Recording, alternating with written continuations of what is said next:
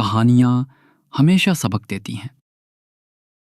کچھ کہانیاں دل کو چھو لیتی ہیں اور کچھ زندگی بدل دیتی ہیں۔ آج کی کہانی ایک ایسے بادشاہ کی ہے جس نے ویرانی کو جنت میں بدل دیا۔ بہت زمانہ پہلے ایک ریاست میں ایک عجیب دستور تھا۔ ہر سال نیا بادشاہ بنایا جاتا اور ایک سال بعد اسے ہاتھی پر سوار کر کے شاندار لباس پہنا کر ہمیشہ کے لیے ایک ویران جزیرے پر چھوڑ دیا جاتا۔ وہ جزیرہ خوفناک تھا اور آج تک کوئی بادشاہ وہاں سے زندہ واپس نہ آیا۔ ایک سال جب پرانے بادشاہ کو جزیرے پر چھوڑا جا رہا تھا، لوگوں نے سمندر میں ایک جہاز کا ملبہ دیکھا۔ اس پر ایک نوجوان زندہ بچنے کی کوشش کر رہا تھا۔ لوگوں نے اسے بچایا اور وزیر نے کہا، ہمیں نئے بادشاہ کی ضرورت ہے، کیا تم تیار ہو؟ نوجوان نے حیرت سے پوچھا، لیکن ایک سال بعد میرا بھی وہی انجام ہوگا نا؟ وزیر نے سنجیدگی سے کہا، جی ہاں۔ نوجوان نے پرعزم لہجے میں کہا، ٹھیک ہے، میں یہ ذمہ داری قبول کرتا ہوں۔ بادشاہ بننے کے تیسرے دن اس نے کہا، مجھے وہ جزیرہ دکھاؤ۔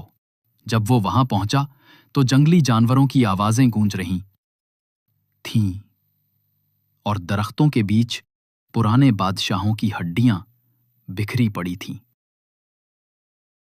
نوجوان نے خود سے کہا، یہ انجام میں کبھی قبول نہیں کروں گا۔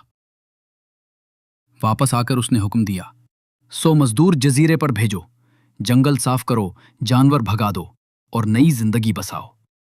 مہینوں تک مزدور کام کرتے رہے۔ جزیرے میں باغات لگے، گھر بنے، بندرگاہ تیار ہوئی، مویشی لائے گئے۔ ویران جزیرہ جنت میں بدلنے لگا۔ ایک سال گزر گیا۔ جب بادشاہ کو رخصت کرنے کا وقت آیا تو لوگ حیران رہ گئے۔ پچھلے سب بادشاہ روتے تھے مگر یہ بادشاہ مسکرا رہا تھا۔ لوگوں نے پوچھا، اے بادشاہ، تم خوش کیوں ہو؟ بادشاہ نے نرمی سے کہا، جب بچہ پیدا ہوتا ہے تو وہ روتا ہے اور دنیا خوش ہوتی ہے، لیکن انسان کو ایسا جینا چاہیے کہ جب وہ دنیا سے جائے تو وہ مسکرائے اور دنیا روئے۔ میں نے اپنی زندگی عیش و عشرت میں ضائع نہیں کی بلکہ اپنے مستقبل کی تیاری کی ہے۔ وہ جزیرہ جو دوسروں کے لیے موت کی وادی تھا، آج میری جنت ہے۔ یوں اس نوجوان بادشاہ نے ثابت کیا کہ اصل کامیابی یہ ہے کہ حال میں رہتے ہوئے اپنے مستقبل کی تیاری کی جائے۔ جیسے یہ کہانی آپ کے دل کو چھو گئی، ویسی اور بھی کئی کہانیاں آپ کی منتظر ہیں۔ اس لیے ہمارے ساتھ جڑے رہنے کے لیے چینل کو سبسکرائب کریں اور ویڈیو کو لائک ضرور کریں۔